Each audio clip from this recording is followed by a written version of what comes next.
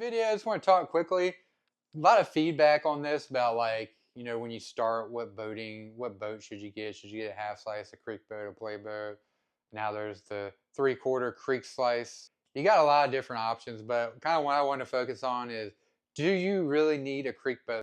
Man, boats and gear nowadays are so expensive. We're looking at Prana now. No offense to Prana, you got to import boats in. $18.99 for a new Prana.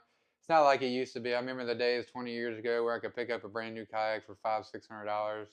Yeah, income has gone up a little bit, but not that much to offset the cost of gear. I really think where a lot of money does get wasted is, do you really need a creek boat? And I'm going to say for 85 to 90% of paddlers, no, you really don't. It is a luxury item to have, but do you require it? No, not really. Let's start off with, what is a creek boat for? It's really made so you have the best scenario possible not to flip over in a rapid. So when you're looking at what kind of rivers you're going to run, is it okay to flip over? And that's kind of where you need to start. Like, if you're running the Ocoee, is it okay to flip over? Yes. If you're just running the Nana Hill, is it okay to flip over? Yes.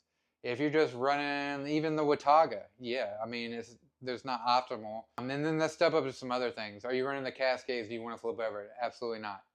Just some popular rivers, Are you running the West Fork Tuck? You can flip over. Do you really want to in some spots? Not really.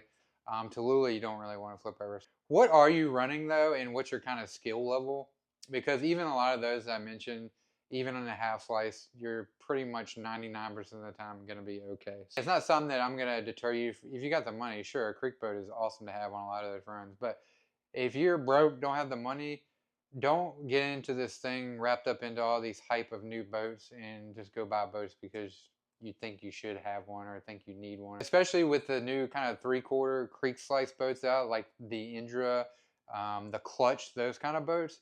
You could literally have that boat and pretty much run anything you want to run in your lifetime, because most of us aren't going to run these crazy class 5 plus, almost class 6 rivers that we see all the elite paddlers running.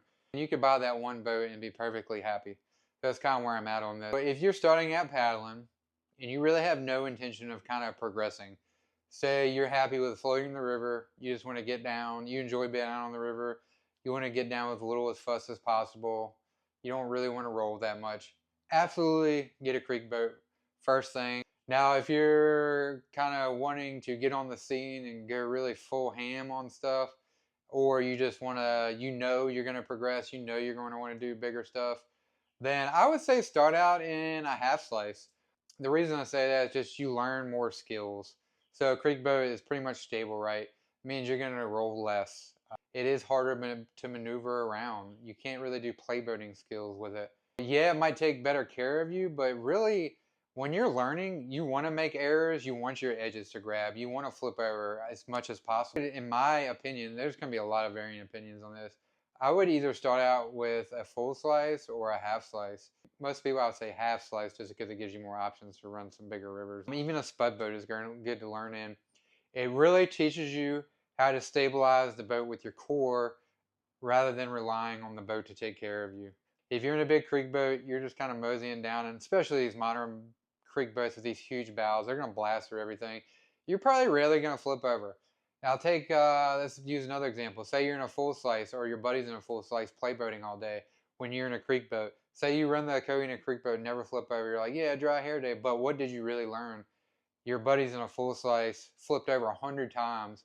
Now, even just one run down the Ocoee, they have muscle memory of rolling. That's really the thing about kayaking. You want all these moves and situations to be muscle memory, to where situations happen and you're not even thinking about it. Just like any other sport, you practice muscle memory and then it becomes a habit or routine. That's the reason I say pick up a half slice first.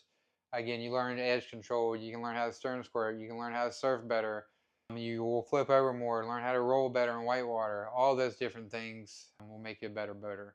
It's kind of short and sweet. Like I said, 85% of the population, no, you do not require a creek boat, nor you do really need it. Just get used to rolling your half slice, dial in that half slice, and then when you're like, yeah, I'm absolutely going to run some stouter stuff, or if you got the money, go for it. Get yourself a creek boat. A lot of people ask me, should I get a small or medium? So what's going to happen is you're going to have a little bit of a trade-off. If you're too heavy for a boat, you're going to have a little bit more control. Obviously, it's not as much boat, and you're going to save a little energy from having to to log a big boat around carrying plus paddling. You're gonna have a little bit more control if you're heavier, but you're gonna have less kind of punching power, less floatability, a little bit a little less stable. Myself, I prefer to be on the heavier end and have more control.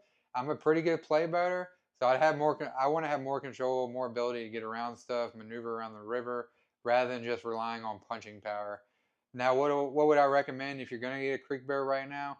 My two recommendations: the one behind me, Piranha Reactor, best creek boat I've ever paddled. What I would highly suggest is a Dagger Code, still relevant. I don't know, it's been out 3 years now.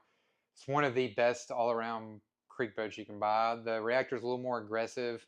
You're gonna need to paddle a little more proactively, or the Code you can kind of just sit around and let it do its job. The Code's great for like steep technical creeks, where the Reactor is really a high-flowing creek machine, high-flowing volume machines. But that's kind of my guidance on creek boats. If you got any questions, let me know. Check y'all next time.